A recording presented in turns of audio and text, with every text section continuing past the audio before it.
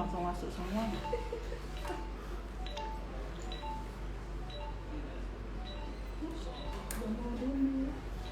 Suaranya kecil kan? Matiin suaranya deh. Oke, sudah mulai ya kita. Sudah banyak yang bergabung ya. Kita lihat dulu.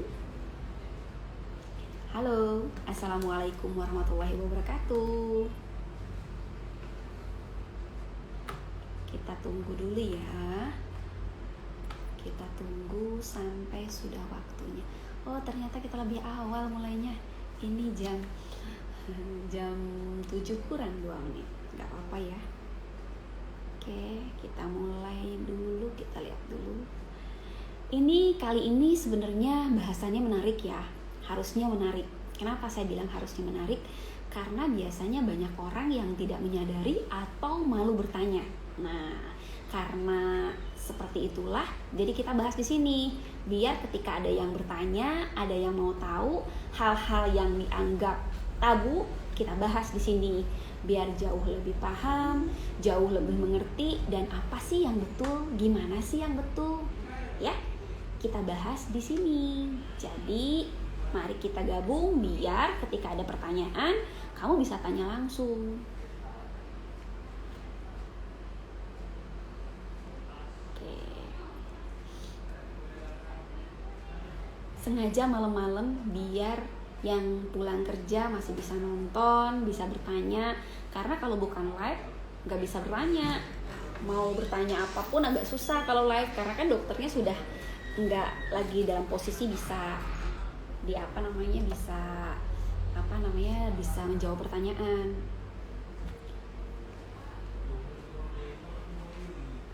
Kita tunggu ya. Kita tunggu. Oke, kita tunggu dokter Imeldanya masuk dulu.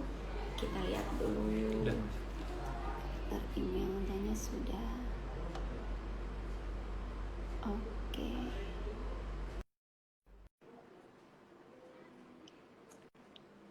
Kita tunggu. Oke, sudah tunggu. Halo. Selamat malam, Kak. Malam-malam Dokter Susan. Pasti Ketemu ini lagi. Sudah praktek ya? Pulang Iya. praktek ya? Jadi makanya lebih tenang. Kalau jam praktek ternyata agak hektik pasien. Jadi takutnya seperti kemarin. Jadi waktunya jadi lebih sempit, terus akhirnya nggak bisa bertanya. Kalau ini saya jam 7 udah standby. Oke, ini kita bahas dulu ya dok. Yang kemarin belum pada kenalan nih. Yang kemarin belum kenalan, belum pada tahu. Jadi kita bahas dulu ya. Oke, Dokter Imelda ini nama lengkap beliau Dr. Imelda Chandra, MBiomed AAM. Beliau merupakan founder dan owner Diandra Klinik di Surabaya, Master Anti-Aging Universitas Udayana di Bali, Master Nutrisi dan sedang lanjut Expand Master Nutrisi di Kuala Lumpur, sedang pendidikan Master Hormon di Brazil, dan saat pandemi ini sudah mengikuti berbagai webinar tentang COVID, berbagai macam forum, salah satunya adalah Harvard Medical School. Nah, udah banyak tuh. Kemarin sudah dikenalin, tapi takutnya kemarin nggak ikut yang sekarang. Kalau nggak kenal, nggak sayang ya dok ya? Iya. Jadi, ini kan materi kita sekarang tuh penting sebenarnya dok ya. Kita ini mau membahas pentingnya anti-aging untuk produktivitas seksual. Nah, sekarang monggo buat dokter Imelda, kita bahas dulu dok. Apa sih anti-aging itu dok? Nah, biar orang bisa tahu dulu. Nah itu yang pengen aku juga luruskan dari awal. Banyak orang tuh suka salah kaprah tentang anti-aging. Orang suka berpikir anti-aging itu satu produk, satu makanan, satu krim yang bisa bikin awet muda. Kemudian orang selalu berpikir anti-aging itu hubungannya sama kulit saja.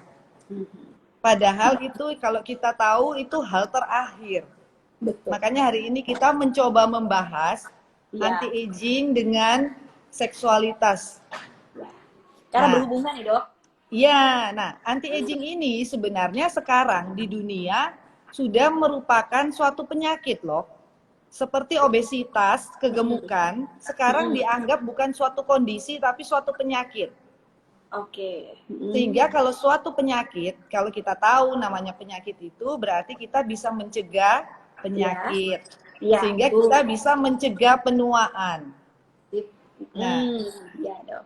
supaya kita lebih ngerti lagi bagaimana sih caranya supaya orang tetap awet muda. Jadi dia bukan hanya jadi slogan aja awet muda. Karena kalau kita mau awet muda, kita harus tahu dulu kita tuh punya usia kan. Jadi orang tuh Ya, selalu hubungkan kalau masih muda tuh berarti usianya masih muda. ya, Nah, usia itu di dalam anti aging ada dua.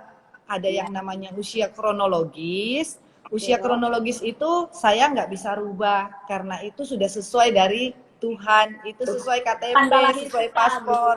Iya.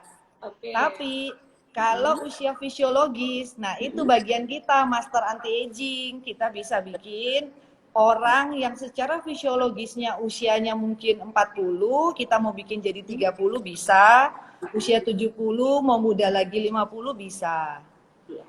Oke. Berarti itu ya, Dok. Anti aging tuh sebenarnya ngebahas ke sana. Ini loh, Dok. Iya. Sekarang yang kita mau tanya lagi, apakah seks itu ada hubungannya, Dok, dengan hormon? Nah, ini, Dok.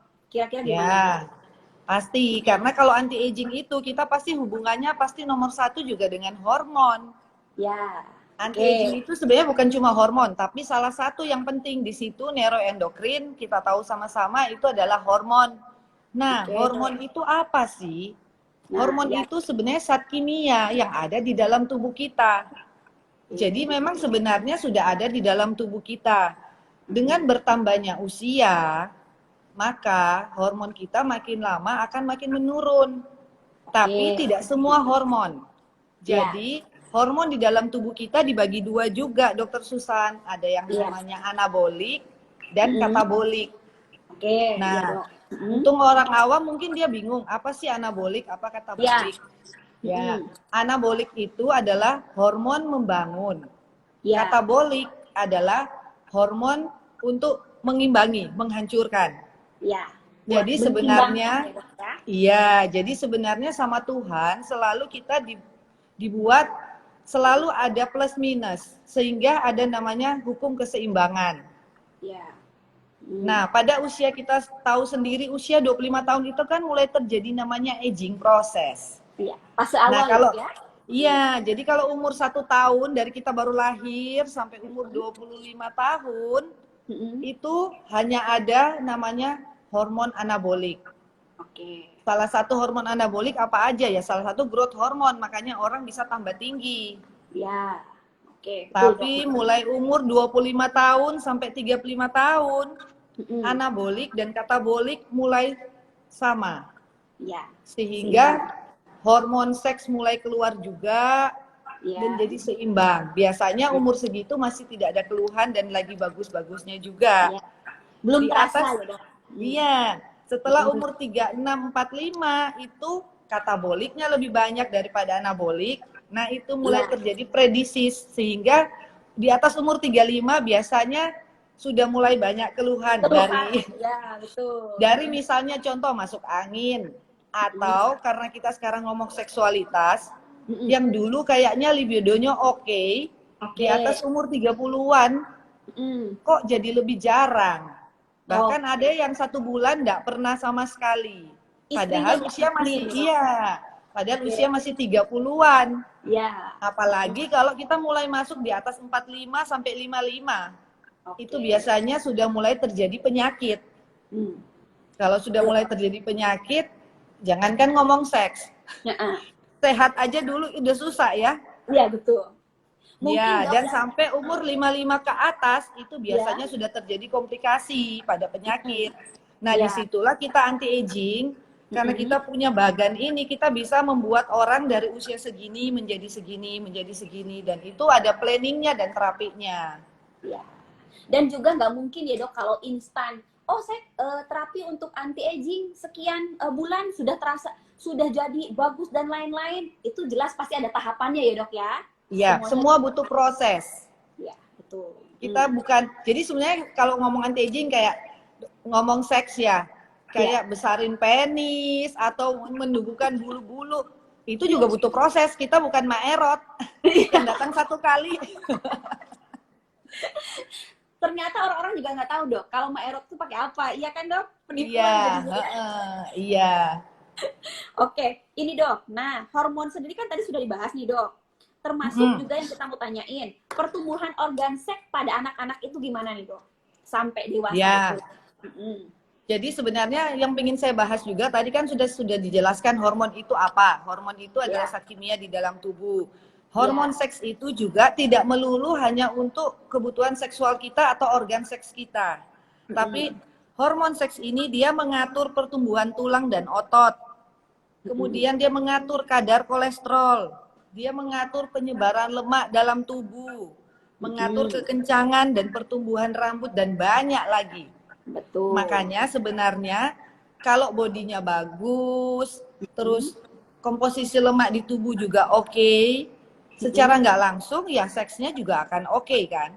Oke, betul. Itu bonusnya ya. Seperti itu ya. Dan kalau kita sudah ngomong hormon, hormon apa sih yang bikin membantu reproduksi seks kita ini? Banyak banget dokter Susan. Orang mungkin taunya testosteron, itu yang paling umum. Iya, padahal enggak, bukan cuma testosteron.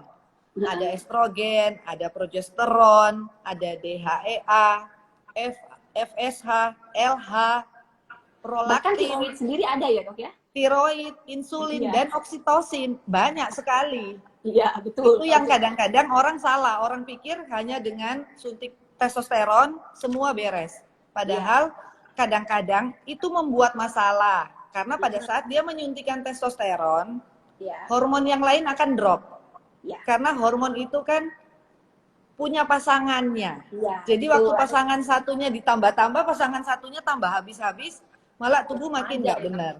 Iya. Nah itu yang pengaruh juga dokter Susan ke pertumbuhan seks anak-anak. Jadi misalnya kita lihat payudara pada anak gadis. Kemudian ya besarnya penis pada anak laki.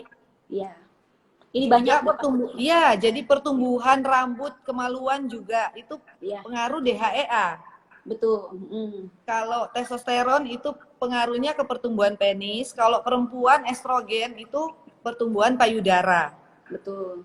Kadang-kadang yang kita tahu itu kan ada stage-nya. Stage 1, 2, 3, 4, 5. Kalau kebetulan orang tua dokter atau kita yang anti aging, kita bisa tahu nih anak kita udah di stage mana. Sehingga kita tahu umur kan. Jadi misalnya kayak kita lihat, oh anak kita ini udah haid, udah mulai akil balik, harusnya dia udah mulai stage 3 ke 4 atau 4 ke 5. Tapi kalau kita lihat, loh kok dia kayaknya stage 1, kita harus cari pertolongan ke dokter yang lebih mengerti kan, intinya seperti itu. Nah itu yang kadang-kadang juga saya lihat banyak orang tua yang belum mengerti. Betul. Padahal contoh misalnya dengan estrogen, kita bisa mendapatkan kan dari makanan. Atau ya sama, misalnya anak laki harusnya dia testosteronnya kan lebih banyak daripada estrogen. Tapi dikasih susu soya. Nah, kita tahu susu soya itu untuk produksi estrogen. Iya. Dengan kita mengetahui seperti itu kan kita bisa ngatur anak kita. Kalau anak laki bagaimana, anak perempuan seperti apa. Betul, dok. Termasuk dalam waktu hamil aja sebenarnya kita sudah bisa manage ya, dok. Sudah bisa, oh ini anak biar bagus, lahirnya hormonnya gimana, kita pun bisa kan. Ketika sebelum melahirkan, sebelum kita hamil pun sebenarnya sudah bisa ya, dok, program untuk hormon ke sana ya. Biar bisa, bahkan sebelum masih pacaran aja, dokter Susan, beberapa pasien saya semua saya sudah periksakan untuk kehamilan. Karena kita tahu pada saat hamil itu banyak hormon yang pengaruh, yang mempengaruhi selain pertumbuhan janin juga otak janin. Iya, betul. Kepintaran anaknya ya, dok ya. Terus yang banyak juga, dok, kadang-kadang yang masalah tadi, kenapa seks anak itu perlu tahu orang tua? Karena kadang-kadang mereka tidak tahu anak itu sebenarnya haid itu usia berapa sih seharusnya? Kalau enggak, anak laki-laki badannya gedut, biarin aja lah dok, kan masih kecil. Mereka tuh tidak tahu nanti si penisnya mereka itu akan tumbuh atau tidak. Kalau enggak sudah nanti keluarganya mudah atau tidak untuk punya anak. Nah itu kadang-kadang yang tua sering luput ya dok ya, diperhatikan. Iya betul.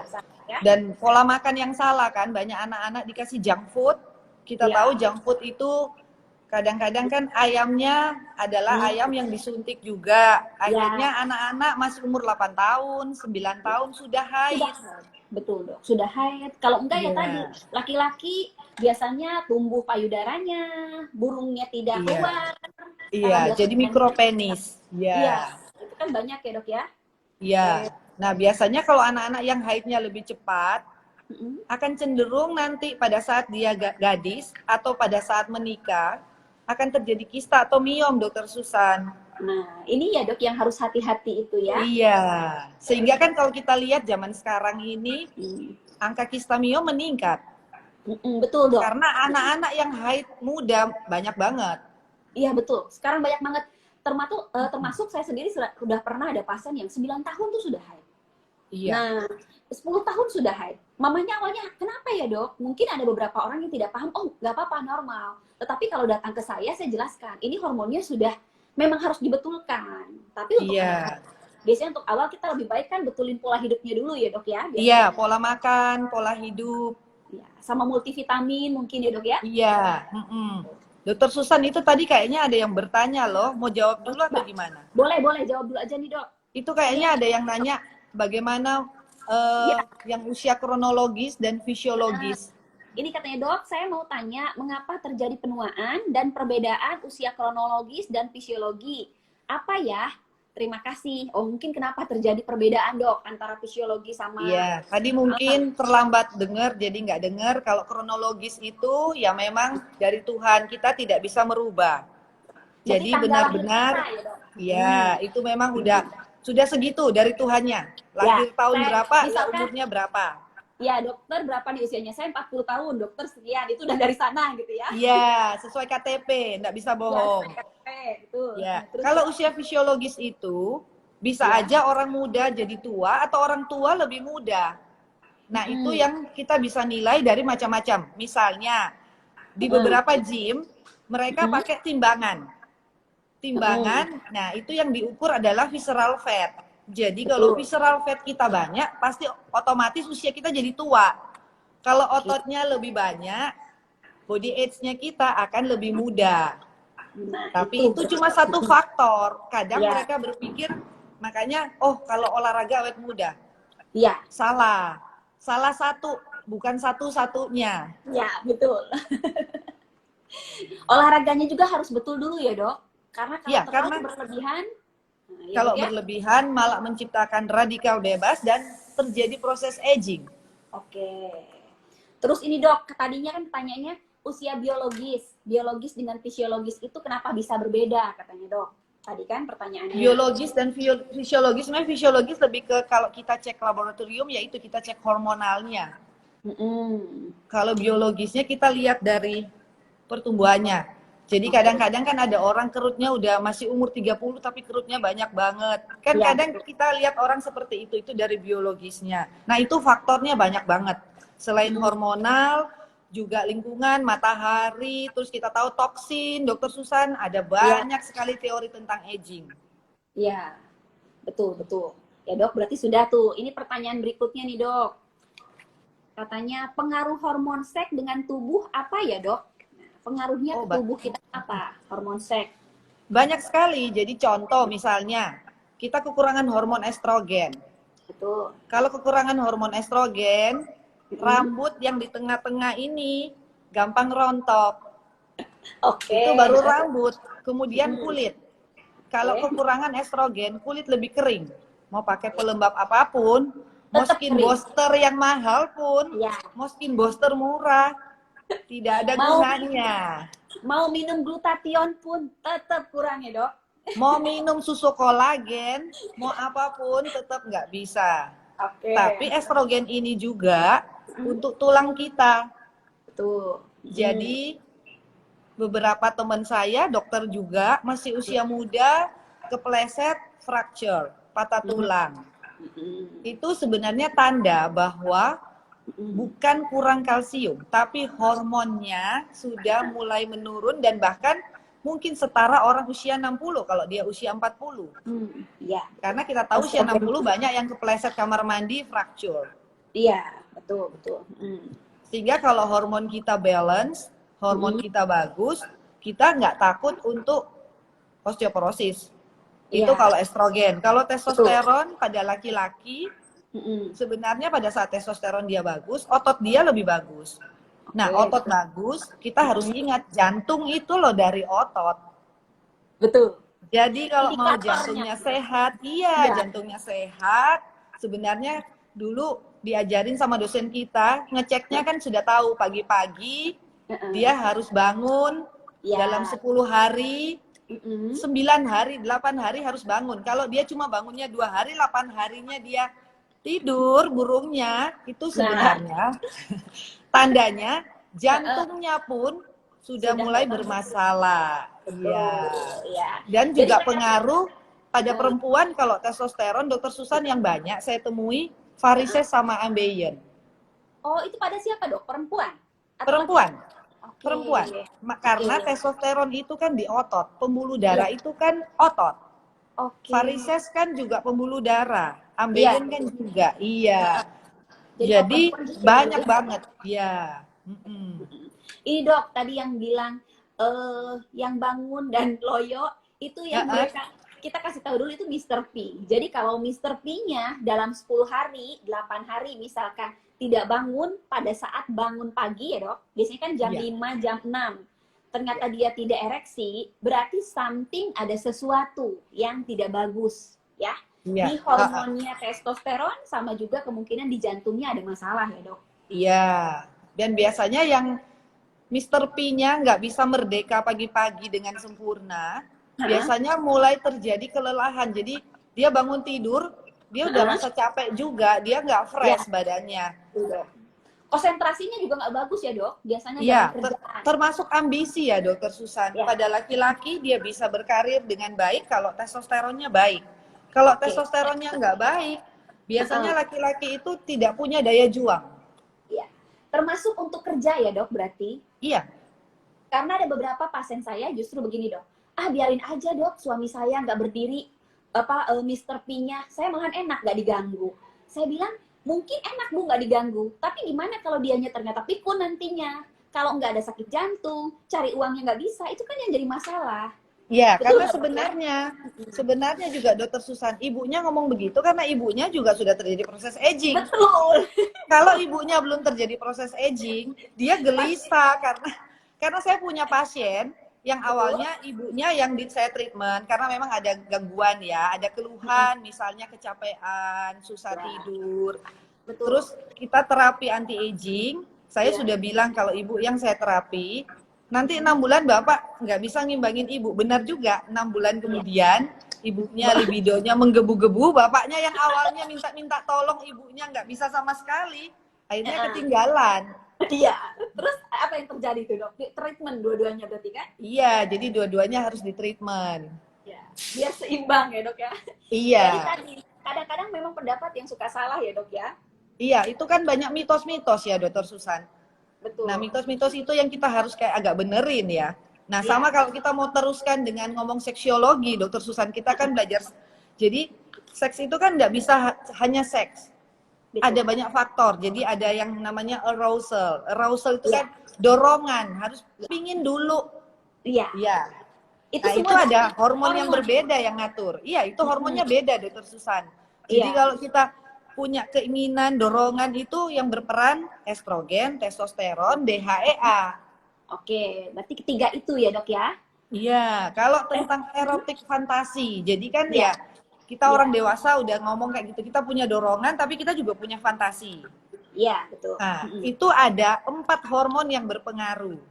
Jadi apa aja, testosteron, DHEA, kemudian oksitosin, hormon happy, betul, dan MSH. Oke. Nah, hormon MSH ini kita tahu kalau orang yang kulitnya hitam, MSH-nya tinggi. Kalau orang yang kulitnya putih, MSH-nya rendah. Ya, makanya betul. Kayaknya orang bule kan seneng nyari orang yang kulitnya gelap, dia bilang lebih eksotis. Karena MSH mereka lebih tinggi. Ya, jadi fantasinya lebih oke. Lebih bagus. Iya. Bukan berarti dorongan ya, karena kalau dorongan orang kulit putih juga dorongan berarti oke kan Dokter Susan? Iya. Cuma fantasinya, jadi mungkin dia lebih liar ya. Iya. Bener. Tapi perlu untuk perempuan, Dok. Perlu, Biar laki-laki suaminya perempuan kan perlu ya. Kalau iya. kita sudah berumah tangga, kita tahu Iya, perlu. Kita betul. bukan mesin yang hanya ya sudah bikin anak, nggak bisa Iya, seperti betul. itu. Betul. Kita Iya, harus happy di sana ya, Dok ya. iya, karena itu juga bagian dari anti aging. Kalau Betul. kita bagus, berarti kita akan awet muda juga. Iya. Iya, betul Dok. Ini Dok, ada pertanyaan lagi. Anak gadis sebaiknya haid di usia berapa nih, Dok? Ya, Anak gadis biasanya saya bilang lebih bagus usia 12 sampai 14 ya. Oke, berarti itu bagusnya ya, Dok ya.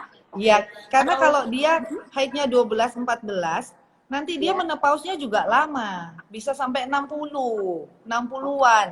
Betul. Kalau dia haidnya umur 8 tahun, 7 tahun, kadang-kadang Lebih umur cepat nggak ya, sampai 50 dia sudah menopause. Oke. Belum lagi nanti mungkin kalau perempuan kita terbentrok dengan hormon yang dari KB ya, Dok, kontrasepsi. Kan ada ada yang estrogen, ada progesteron di sini. Iya. Itu yang makin bikin kacau, Dokter Susan, kadang-kadang. Iya, saya juga. Iya, dan kalau mau ngomong hormon itu, kalau pada laki-laki, hormonnya laki-laki itu lebih stabil. Dalam arti, tambah tua kan memang tambah menurun, Dokter Susan. Kalau laki-laki ya dia memang turun. Iya. Kalau perempuan, dia kayak jet coaster. Iya, iya betul. Nah, betul. itu bisa dilihat kalau mau haid, emosinya berubah. Iya. Ayo, siapa yang suka marah pas mau haid? Iya, betul, Dok. Langsung keluar tanduk marah-marah. Iya.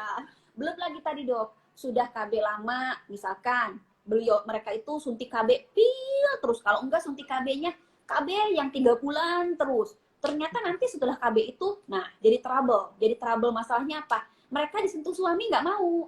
Dicolek-colek sama suaminya, udah capek, lelah. Nah, itu menurut saya paling sering banget pasien saya yang ngalamin seperti itu. Jadi mereka itu, karena hormonnya jadi tidak seimbang, Dokter Susan. betul. Dan memang mungkin dia capek beneran, dan memang yang seperti aku bilang, dia udah nggak ada dorongan, nggak ada arousalnya, nggak ada erotik fantasi. Iya. Dua itu dulu untuk kita masuk ke pingin kan. Setelah terjadi hubungan, kita butuh 2 hal juga, yang namanya sexual sensitivity. Iya. Nah, itu tugasnya hormon DHT dan hormon oksitosin. Kemudian setelah berhubungan, kita butuh yang namanya orgasme. Iya. Nah, orgasme ini hormon yang lain lagi, Dokter Susan. Oksitosin, testosteron, estradiol, dan MSH lagi. Nah, banyak ya, Dok ya. Iya. Nih, Dok, ada pertanyaan lagi, Dok. Bahan makanan apa, Dok, yang mengandung dan dapat meningkatkan hormon wanita dan cowok, maksudnya hormon estrogen dan testosteron, Dok? Apa makanannya? Makanya ini biasanya saya anjurkan ke anak-anak. Jadi kalau kita lihat dia kekurangan hormon apa, anak-anak kita nggak kasih hormon ya, karena terlalu kecil. Betul. Jadi anak-anak yang kita atur pola hidup dan pola makan. Contoh, anak-anak jangan tidur terlalu malam. Jam 10 malam mereka sudah harus tidur. Kenapa? Karena growth hormone itu diproduksi jam 10 malam sampai jam 2 subuh. Growth hormone ini, growth hormone ini diperlukan untuk pertumbuhan anak. Kalau ingin anaknya tumbuh tinggi. Nah, ini banyak kasus ya, betul, Dok. Growth hormone ini juga yang akan merangsang hormon estrogen, hormon testosteron lebih tinggi. Jadi dia menstimulasi, kayak ngebooster. Jadi harus bagus growth hormonnya. Nah, growth hormone ini juga bisa didapatkan dari gerakan badan atau olahraga, aktivitas. Jadi kalau punya anak ya sebaiknya ikutkan olahraga. Jangan hanya di rumah saja, tidurnya malam. Itu berarti dari awal anak itu hormonnya sudah dikacaukan sendiri. Kemudian makanan. Iya, tadi kan tanya makanan. Saya kasih tahu dulu makanan yang menghambat pembentukan hormon. Kopi, teh, soft drink. Oke, berarti yang manis-manis itu ya, Dok? Iya. Terus terlalu banyak gluten juga. Bukan tidak boleh gluten, tapi harus balance. Karena gluten ada hubungannya dengan tiroid. Gluten itu apa aja sih, Dok? Mie, roti. Nah, itu. Kayaknya sekarang banyak orang tua mau gampang, pagi-pagi anaknya dikasih roti. Simple, Dok. Iya. Betul. Padahal Dan itu yang kalau jadi masalah, kan? ya itu yang menghambat. Kalau kita ingin meningkatkan hormon pada anak-anak, kita ngomong hormon testosteron, Ya. Mm, telur. mm, Saya selalu bilang telur itu sangat bergizi, Dokter Susan. Dan betul. itu juga makanan buat otak. Jadi Mm, biasakan anak-anak kita satu hari 1 butir telur. oke. Selain untuk otak, dia juga bisa untuk meningkatkan hormon testosteron kalau laki. Pada perempuan juga dia meningkatkan estrogen. Terus Oke. yang banyak juga hormon testosteron itu jahe, Ini kerang, jangan kerang kerang-kerangan. dan Mm, kacang-kacangan, kemudian daging merah. oke, sapi berarti ya, Dok? Sapi, Iya, kerbau. iya, itu untuk testosteron. Kalau untuk estrogen nomor 1 kita udah tahu, soya, kedelai, Oke. tofu, tempe Betul. tahu, iya. Terus Mm, flaxseed, oke. flaxseed juga bisa. Kemudian buah-buahan yang bisa juga ada buah apel, buah Oke. ceri, buah Hmm. plum. Nah kalau kita lihat ya Dokter Susan, apel, ceri, plum itu kayaknya buahnya dari luar sono ya, bukan Iya. buahnya Indonesia. Cari yang Tapi dari kalau kita, Dok. ya, kalau mau dilihat, memang orang sono kayaknya payudaranya lebih gede ya daripada Ya, orang betul. Asia ya. Betul, betul. Itu yang aku bilang karena makanan. Dari Betul. makanan tuh bisa. Kemudian Hmm. sayur yang mempengaruhi hormon estrogen itu wortel, Hmm. mentimun, beet, Oke. Beet. bawang putih, stroberi, sama kiwi. Oke. Itu yang Kayaknya agak susah buah-buah Indonesia kayak pisang pepaya ya, nggak ada ya.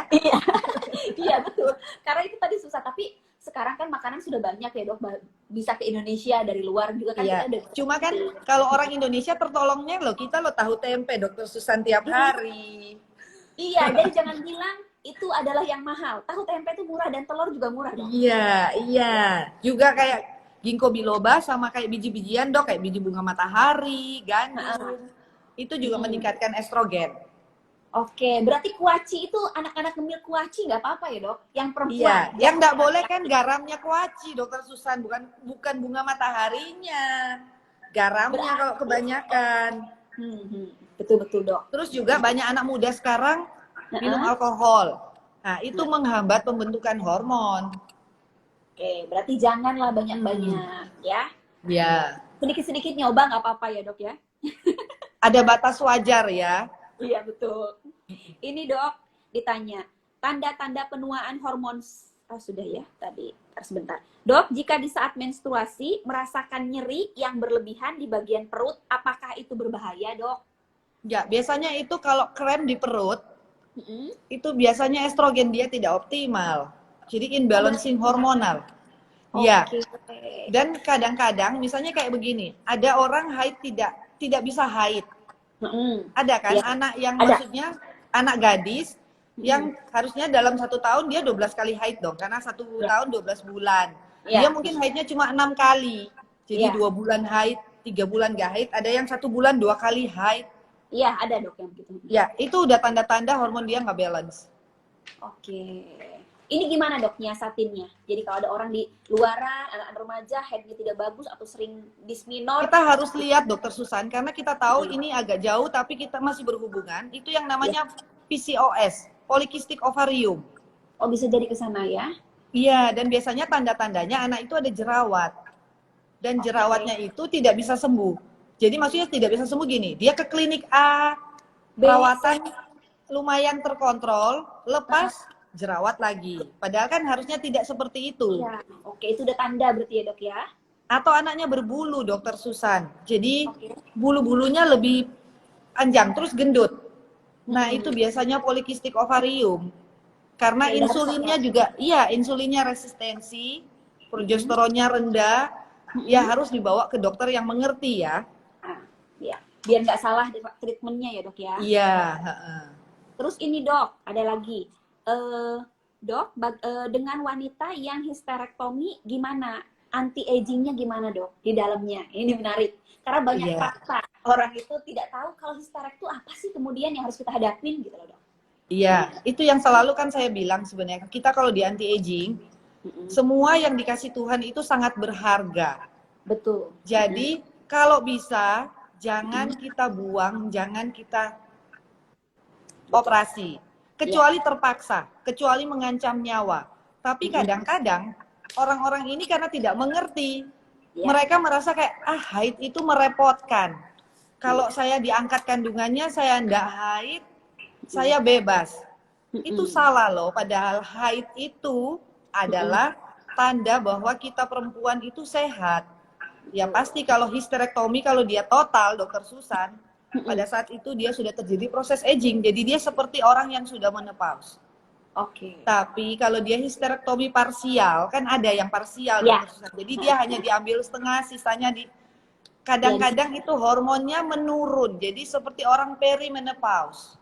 Oke, berarti harus ditreatment seperti kita treatment orang menopause ya dok? Mau nggak mau treatment? Mau nggak mau. Sehingga sebenarnya harusnya mental disiapkan dulu.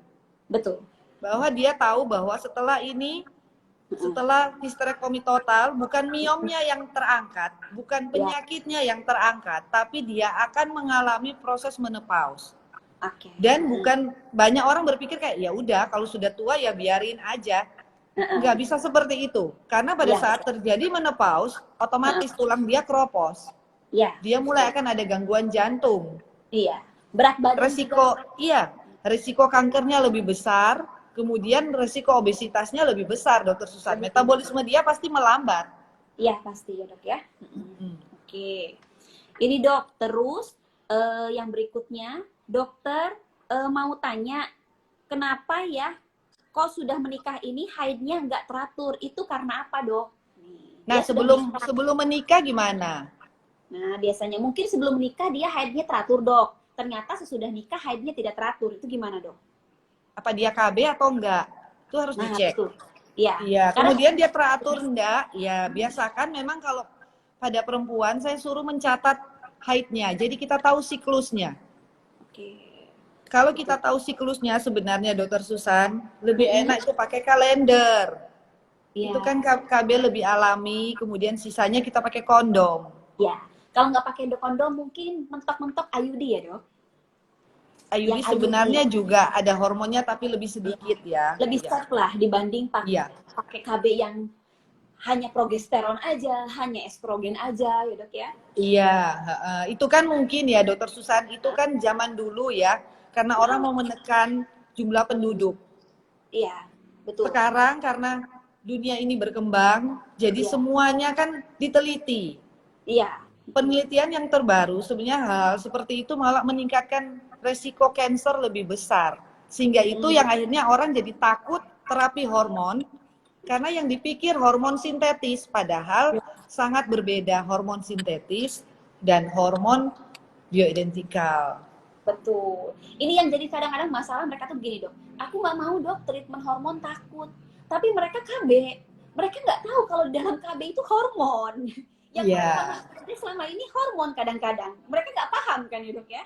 Iya, mereka gagal paham itu, Dokter Susan. Padahal hormon yang dipakai itu yang lebih berbahaya.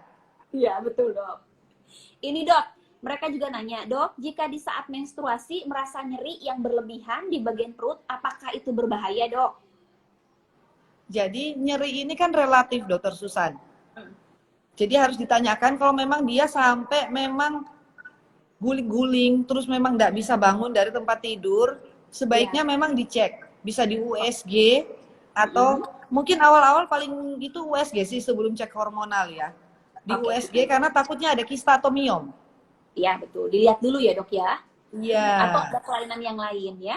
Ya, kalau cuma kram biasa, biasanya kita hanya kasih kayak paracetamol, hanya obat-obat ringan satu kali aja dia udah oke. Atau hanya tiduran aja udah oke. Paling perbaiki pola hidup mungkin ya, Dok. Olahraga dirutinin, pola makan dirutin, pola makan, terus kemudian kurangi junk food, kurangi soft drink, kopi, teh, jangan tidur terlalu malam. Terus anak-anak sekarang juga olahraga. Kemudian yang anak-anak sekarang juga perlu, Dokter Susan, manajemen stres. Betul, betul. Mereka stres karena tugas banyak, Dok. Sudah tugasnya banyak. Kadang-kadang hidup di zaman sekarang dan di zaman kita waktu anak-anak kan sangat berbeda, Dokter Susan. Dulu kita sekolah pulang jam 12 loh. Udah santai. Iya, terus kita ada tidur siang, main sama tetangga. Kalau anak-anak sekarang dari pagi sampai jam 3, pulang les. Kayaknya anak-anak itu udah nggak ada waktu Iya, untuk bersenang-senang. iya betul. Tidak ada Betul, Dok. waktu untuk berkreativitas. Jadi sudah kayak Mm-mm. seperti robot. Iya. Ini loh dok, ada pertanyaan lagi. Dok, gimana saya udah lepas KB 3 bulan, hampir 3 tahun. Kok sekarang belum datang bulan ya dok? Nah, ini dok. Lepas KB-nya Itu sudah hampir 3 tahun. KB 3 perempuan bulan. ini, iya perempuan ini kan sangat sensitif, Dokter Susan. Jadi Betul, ada orang lepas KB dia nggak apa-apa. betul. Kenapa jadi seperti itu? Karena mungkin pola hidup dia oke. Oke. Kalau pola hidup dia nggak sehat, Oke. akan jadi keterusan, hormon jadi lebih nggak balance. Terus Oke. perempuan ini kan pakai perasaannya, Dokter Susan. Beda dengan laki-laki, mereka pakai logika. Kalau perkawinan dia tidak bahagia, suaminya kurang bisa apa ya, tidak bertanggung jawab misalnya, Iya. Kalau suka nggak pukul suaminya atau lihat tidak kanan kiri, ekonominya, iya, dia pasti stres. Kita betul. tahu stres hormon kortisol. Hmm. Hormon kortisolnya juga bermasalah, yang lain juga ikut bermasalah. Jadi memperburuk keadaan berarti ya dok ya? Iya, sehingga cobalah pola hidup sehat dulu, kemudian kita mengevaluasi diri, karena selalu saya bilang kita punya tubuh, jiwa, dan pikiran. Iya kan, tubuh, jiwa, pikiran. Nah, pikiran kita ini itu yang kita harus manage juga. Ya. Kemudian ya orang harus, kalau saya selalu bilang harus punya pegangan, jadi harus punya agama, apapun agama orang itu. Karena agama ini sebenarnya mempengaruhi juga hormon, Dokter Susan. Betul, betul. Cara kita nanggepin masalah ya dok ya? Iya, karena tidak semua yang bisa diselesaikan sama manusia.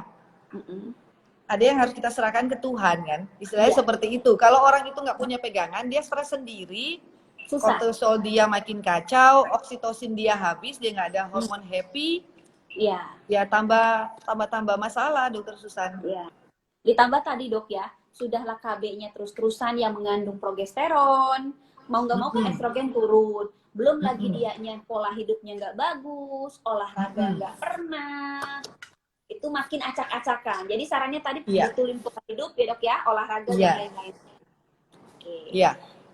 Ini dok, ini kalau lebih dari satu telur gimana dok? Soalnya anak saya nggak suka makan daging, tapi sukanya makan telur katanya. Boleh nggak sehari lebih dari 1 telur katanya dok? Boleh lah kalau masih anak-anak, tapi juga kita harus lihat ya, saya harus tahu berat badan anaknya juga. Dan anak itu kan tetap harus kita kasih sayur sama buah juga, Dokter Susan. Ya, tidak hanya telur ya dok? Iya, karena sebenarnya gini, kalau kita tahu estrogen ini juga pembuangannya kan ada 3, Dokter Susan. Ya. Jadi dia ada pembuangan yang namanya E2, E8, E16. Jadi kita misalnya makan tahu tempe, kalau dia dibuangnya yang bagus, kita dapat yang bagus-bagus. Kulit kita bagus, organ seks kita tumbuhnya sempurna. Tapi kalau dia buangnya ke jelek, dia akan jadi cancer. Pada saat dia jadi kanker ini, itu yang bermasalah. Makanya kanker itu bukan dari hormon. Kamu makan tahu tempe aja, itu sudah bisa bikin kanker kalau pembuangannya jelek. Nah, gimana caranya supaya pembuangannya nggak kejelek? Nah, itu ada yang namanya aitrisi sama dim yang kita pakai pada saat kita berikan ke pasien estrogen, itu menghambat buang ke jelek. Jadi dia buangnya ke bagus. Nah, aitrisi sama dim ini, Dokter Susan, adanya di sayur-sayuran dan buah-buahan. Nah, itulah gunanya buah-buahan banyak sama sayur-sayuran ya dok ya? Ya, makanya kan ada yang bilang sayuran buah-buahan anti kanker. Ya benar. Iya. Tetapi ya bukan makan sekali langsung kankernya hilang. Tapi ya, dan ada juga Dokter Susan yang akhirnya makan sayur aja, nggak makan daging juga. Kadang-kadang kan orang-orang ini suka kebablasan ya. Iya. Nah, pada saat dia makan sayur aja akan terjadi yang namanya asam urat tinggi. Iya. Atau pada ya, ada beberapa pasien yang benar-benar vegetarian, dia nggak makan telur, dia nggak makan bawang, kreatininnya rendah loh, Dokter Susan. Ada beberapa pasien saya seperti itu. Kalau dia karena agama, saya nggak bisa ngomong. Tapi kalau itu bukan karena agama, karena salah baca, salah ngikutin yang artinya sehat, itu akan saya perbaiki. Iya, betul dok, betul. Karena menurut saya kalau agama nggak ngelarang semuanya, memang ada yang dilarang, tapi kan daging yang lain masih bisa gitu kan dok? Iya. Ini dok, terus tanya lagi dok, tanda-tanda menopause itu gimana ya dok? Kalau pada perempuan tanda-tanda menopause pasti haid ya. Jadi biasanya kita haid normal setiap bulan, kemudian mulai jadi lebih lama atau sebulan 2 kali. Nah, itu baru namanya perimenopause. Biasanya perimenopause itu Dokter Susan bisa sampai 2 sampai 3 tahun. Ada yang sampai 5 tahun perimenopause. Kemudian dia mulai 6 bulan enggak dapat atau 3 bulan enggak dapat sampai akhirnya dia lebih dari 2 tahun dia nggak dapat, itu namanya sudah menopause. Nah, itu yang menopause. Orang nggak nanya, laki-laki juga bisa yang namanya andropause. Nah, laki-laki yang andropause, kolesterol dia mulai bermasalah. HbA1c dia mulai tinggi. Gula darah puasa dia juga mulai di batas-batas, Dok. Terus tensinya juga mulai nggak tinggi tapi nggak rendah, dia 130. Ada yang sampai 140, tapi belum hipertensi tapi baru mau. Kemudian udah pasti libidonya mereka, kemudian daya juangnya mereka juga. Biasanya seperti itu juga menurun. Dan kalau laki-laki kan ya kita tahu rontok juga rambutnya, otot dia nggak ada, jadinya lemak kemana-mana. Perempuan juga sama, payudaranya jadi ptosis. Ptosis itu lebih turun atau jadi nggak bisa gini, jadi turun gitu. Itu karena sudah menopause. Rambut lebih kering. Perempuan tuh lebih banyak ya, mata kering. Sampai misalnya kalau ke dokter mata dikasih air mata buatan. Iya, saking keringnya ya, Dok. Iya, sebenarnya itu estrogen. Sama juga dengan laki-laki atau perempuan yang pergi suntik lutut, Dok. Karena katanya lututnya mesti dikasih oli. Oke, berarti estrogen. Sebenarnya iya, itu estrogen juga. Nah, itu juga ada hubungannya. Makanya kalau orang bilang, saya mau skin booster untuk estetik misalnya. Dan dia rutin banget skin booster tapi kurang ada hasilnya. Itu aku bilang, dalamnya harus dibenerin. Sebenarnya luar ini kan hanya tambahan, Dokter Susan. Betul, betul. Hanya lebih baik dan lebih murah mungkin dia minum susu soya daripada dia skin booster. Iya, benar. Ini, Dok, bolehkah anak remaja selalu mengkonsumsi ibuprofen setiap haid dengan alasan nyeri haid? Jadi setiap dia nyeri minum ibuprofen, boleh atau enggak katanya, Dok? Sebaiknya agak dikurangin ya, dan kalau itu sih lebih baik paracetamol ya. Ibuprofen kan iritasi lambung soalnya ya. Iya, betul. Tapi kalau misalnya dalam 1 bulan 1 masih oke, tapi tidak bertahun-tahun ya. Kalau misalnya kayak 2 tahun dia minum terus ibuprofen atau paracetamol, whatever, dia harus ke dokter sih. Untuk cari tahu kenapa nih anaknya, Kalau cuma 1-2 kali is oke, bukan juga 1 kali sakit haid langsung bawa ke dokter juga enggak ya. Oke, betul, Dok. Terus ini, Dok, oh iya, ada pertanyaan yang kadang-kadang jadi orang-orang tuh malu nanya gini, Dok. Kalau laki-laki, tahapannya ketika mereka itu tanda testonya bagus, di Mr. P-nya itu seperti apa, Dok? Nah, itu ada 4 tahap itu, Dokter Susan. Itu yang pernah saya pakai gambar kan. Biasanya saya pakai ini. Jadi kalau yang masih bagus banget, testosteronnya oke, ketimun sudah. Timun nih, pegang jadi bapak punya ibu-ibu tuh. Pagi-pagi punya bapak-bapak kayak timun atau kayak apa, ya, Dok? Terus udah kayak timun. Terus kalau dia udah mulai menurun, Dokter Susan, dia udah udah jadi kayak pisang. Oke, pisang yang dibuka apa pisang yang masih dibungkus, Dok? Pisang masih dibungkus. Oke, berarti agak keras sedikit, Dok. Iya. Kalau udah tambah jelek lagi, bisa seperti sosis. Oke. Jadi ngerti ya, kayak seperti sosis atau ya itu pisang yang dibuka. Iya. Kemudian kalau sudah keempat, ya sudah. Itu sudah seperti ubi rebus yang udah lembek. Oh iya. Es krim cuit kan? Kalau es krim kon udah nggak ada lagi. Jadi diapa-apain nggak bisa. Iya, itu harus mulai kita benerin dalamnya juga ya. Olahraga bantu ya. Olahraga itu bantu growth hormon testosteron terbentuk. Jadi laki-laki harus rajin olahraga juga ya. Betul. Sekalian pola makan, pola tidur dan lain-lainnya, Dok. Jadi sebenarnya mungkin kalau laki-laki sudah ada keluhan tadi dari timun, ternyata punya dia kayak pisang, ya harus segera konsulkan ke dokter apa yang mau dibetulin. Betul nggak, Dok ya? Karena itu lanjut nggak bagus. Ya, itu tandanya kan jantungnya dia juga mulai bermasalah itu, Dokter Susan. Pembuluh darah dia mulai bermasalah. Iya. Jangan dibiarin lama berarti ya, Dok? Ini kayaknya ada yang tanya, Dokter Susan, apakah bahaya kalau pakai hormonal jangka panjang? Katanya, Dok. Yang bikin tidak haid. Itu gimana nih, Nah, Dok? ini kan yang sering saya bantu pasien kalau mau naik haji, Dokter Susan. Kalau mau naik haji kan kita kasih supaya nahan haidnya, Ya, biar supaya nggak haid. ibadahnya lancar. Iya, betul. Jangan dipakai setiap bulan karena akan jadi kacau balau hormonnya. Berarti ini kan dia pertanyaan gini, Dok, apakah bahaya KB hormonal jangka panjang yang bikin tidak haid, Dok? Itu sebenarnya misalkan kan bisa dia KB itu suntik 3 bulan terus Dok yang injek. Tapi nggak haid, itu bahaya nggak, Dok? Kan sebenarnya kita juga sama-sama belajar. Jadi KB itu kan ada dua, ada jangka pendek sama jangka panjang. Betul. Jadi kita kalau cuma mau tunggu setahun atau 2 tahun mau punya anak masih enggak apa-apa. Tapi misalnya ini sudah anak terakhir, kita nggak bakal punya anak lagi, ya jangan begitu. Kita langsung ambil misalnya steril. Iya, bisa Jadi juga harus, ya, Dok? iya kita memutuskan sesuatu itu harus dengan berbagai pertimbangan kan. Iya, betul. Dan juga yang banyak, Dokter Susan, anak-anak yang diet, anak-anak perempuan sekarang yang remaja banyak yang diet, akhirnya mereka ndak haid. Jadi sebenarnya karena pola makan. Jadi bukan karena mereka ndak haid terus akhirnya mereka minum obat hormon atau apa. Tidak, mereka makan aja lagi tapi diatur pola hidupnya. Oke. Jadi ini, Dok, ada pertanyaan juga nih, Dok. Dok, apakah hubungan seksual setiap hari itu bagus nggak, Dok? Katanya. Terus yang bagus harusnya normal berapa kali dalam seminggu? Ya, kalau kita tahu sebenarnya hubungan seks itu tidak ada patokan berapa kali, tapi kalau tiap hari dan kamu seumur hidup kawin 50 tahun, apakah tidak ada pekerjaan lain? Iya, apakah hidupmu hanya itu aja? Dan seperti saya bilang kan, berdoa juga bagus. Misalnya Dokter Susan sholat kan bagus, harus 5 waktu. Tapi kalau dia nggak kerja, dia sholat terus. Bener nggak juga? Iya, betul, Dok.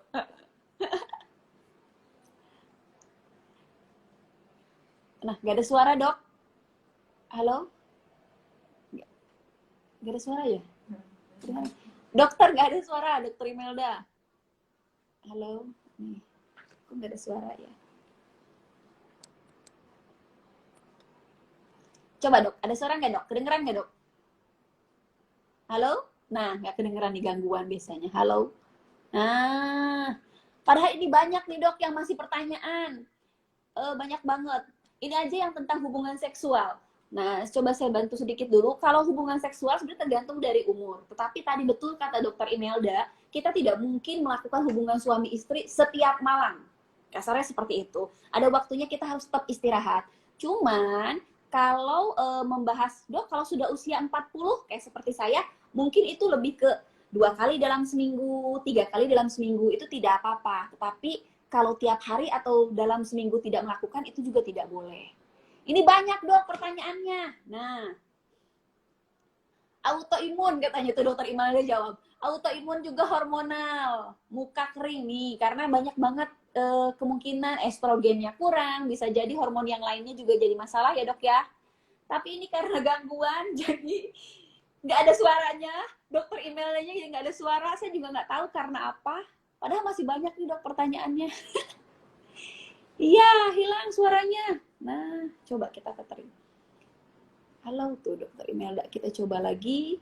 Sebentar ya, ini biasa kalau udah mau habis-habis. Dokter Imelda.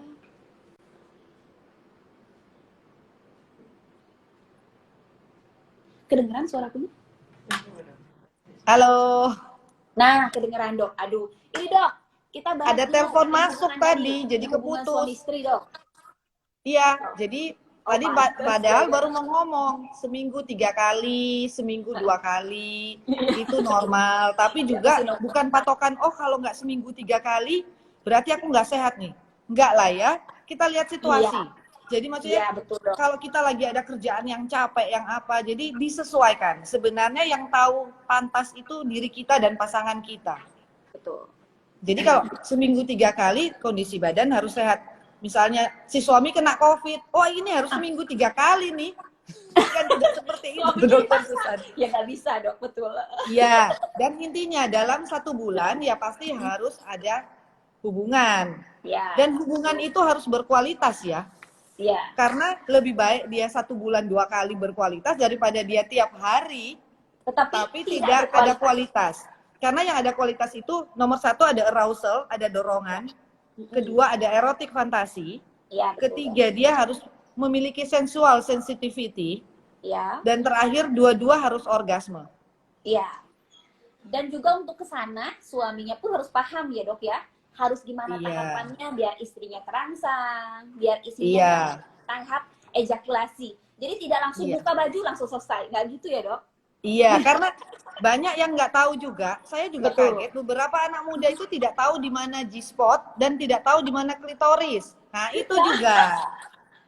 Harusnya belajar anatomi dulu dong. Iya, tapi mungkin ya Dokter Susan karena kita tidak pernah ada pelajaran seksual loh. Betul. Anak-anak kita ini belajarnya di film porno atau di bacaan-bacaan yang sebenarnya tidak mendidik. Betul, itu salah justru. Tidak tabu untuk membicarakan seks dalam ranah ini ilmu dan ini kesehatan.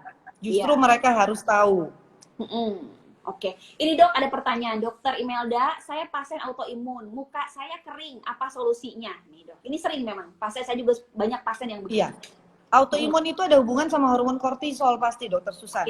Juga ada hubungan sama toksin, otomatis kalau kortisolnya bermasalah, estrogen juga bermasalah. Iya, betul dok.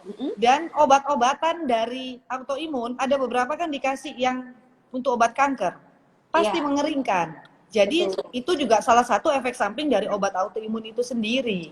Betul. Jadi solusinya gimana nih dok katanya? Beberapa pasien autoimun saya terapi hormon dan nutrisi dokter Susan. Jadi semua balik lagi anti-aging. Jadi anti-aging itu bukan hanya kita ngomong cantik awet muda, tapi autoimun itu termasuk anti-aging. Jadi kita rawat bersama. Ya. Jadi dia dengan terapinya saya lihat mana kita pilih yang terbaik, kita jalanin. Oke, betul dok. Terus ini dok, ada pertanyaan dokter Imelda praktek di mana? Di Surabaya. Di Surabaya. Kalau di Surabaya di Ruko Graha Family Blok D nomor 9. Oke, nanti kita tagin ya alamat kliniknya dok sama IG kliniknya. Terus ini dok, ciri cewek orgasme itu bagaimana dok? Yang pasti kalau hilang suaranya. Suaranya. Kedengaran dok. Kalau cewek orgasme, biasanya sama. Kita keluar loh, seperti cowok. Iya. Dan makanya yang susah itu kan, cewek orgasme. Kalau cowok selalu, tapi kalau cewek belum tentu. Iya, belum tentu. Iya. Nah, perkawinan yang berbahagia, perkawinan yang sehat, itu harus dua-duanya. Nggak bisa cuma salah satu. Dan banyak perempuan, istilahnya sampai meninggal mungkin dia tidak pernah merasakan yang namanya orgasme dokter Susan. Betul. Dan karena mungkin yang suaminya merasa dia udah jago banget, dia itu nggak jago kalau nggak bisa bikin istrinya orgasme. Iya. Karena mungkin tadi kurang komunikasi juga ya dok. Seharusnya ada komunikasi karena ada tahapannya dalam hubungan. Iya, karena seks bukan melulu seks. Seks bukan melulu seks dokter Susan. Itu yang saya bilang. Kalau nggak kita apa bedanya dengan binatang? Binatang bisa berganti-ganti pasangan. Tidak bisa. Karena kalau kita manusia, seks adalah ibadah. Seks ibadah, seks kesehatan, seks adalah ilmu. Justru dengan seks kita membuat hubungan suami istri makin erat, bisa mencapai sesuatu yang lebih baik untuk kebaikan lebih banyak orang. Kan sebenarnya intinya itu. Betul dok ya. Jadi harus komunikasi kedua belah pihak. Nggak bisa, yang nikah itu pasangan, berarti suami istri yang harus cerita ya dok ya. Kendalanya apa, masalahnya apa dikomunikasikan. Ya dok ya. Dan biasanya kan perempuan kalau siangnya sudah bermasalah dengan suami, malamnya dia udah nggak mood. Iya, ketika diajak suami disenggol-senggol yang ada mungkin pengennya membanting sesuatu dok. Ya, dan itu juga banyak laki-laki yang nggak keliling-keliling dulu, nggak pemanasan dulu, langsung to the point. Itu juga nggak bisa. Tidak ada kata-kata romantis dulu buat istrinya. Seharusnya komunikasikan baik agar istrinya berbunga-bunga dulu, baru tingkatan yang lain. Iya. Kayaknya ini juga itu kalau laki-laki. Kalau perempuannya juga, ayo kita jaga diri juga. Jangan tampang kita lusuh-lusuh, pakai daster yang bau, badan yang bolong-bolong, karu-karuan. Iya, benar-benar dok. Iya benar dok. Ini kan perbincangan sekarang tuh banyak sekali ya dok manfaatnya. Ini sampai ada tulisan tersisa 27 detik lagi. Jadi kita tutup ya dok pembicaraannya biar nggak kayak kemarin habis. Terima kasih dokter Imelda untuk waktunya. Mungkin kalau ada yang mau bertanya lagi boleh ditanya nanti di IG. Pertanyaannya ya. Oke, Iya. makasih banyak ya dok. Terima Makasih, sukses selamat Dokter malam. Susan. Ya, sama dok, sukses selalu. Stay Salam buat safe, keluarga, stay Dok. healthy. Ya, Iya. bye-bye. Ya, bye-bye dok.